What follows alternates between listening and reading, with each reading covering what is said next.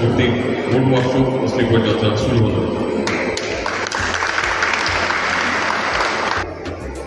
আজকে আপনার কিছুক্ষণ আগেই দেখলেন যে আমরা এখানে একটা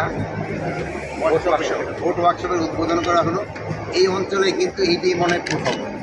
এইটার সার্ভিস আমাদের ছিলেন যে নেভি আছে যে এরাও এটা কিন্তু নিতে পারবে, বিজিবি নিতে পারবে, এবং পুলিশের যে নৌ পুলিশের দরকার হলে তারাও এটার সার্ভিস দিতে পারবে।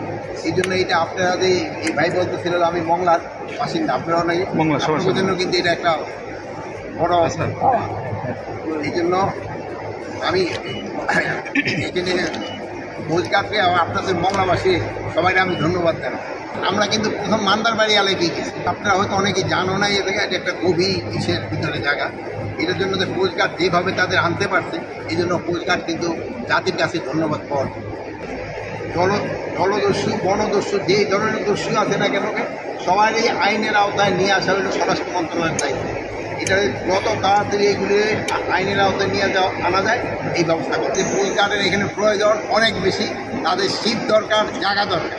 ভোজঘাটটা আরও শক্তিশালী করার জন্য আমরা খুবই তাড়াতাড়ি আরও 5টা বড় ধরনের ভোট কেনার প্রস্তাব আমরা পাঠিয়েছিলাম, বাট এটা এখন হয় নাই, বাট হয়ে যাবে।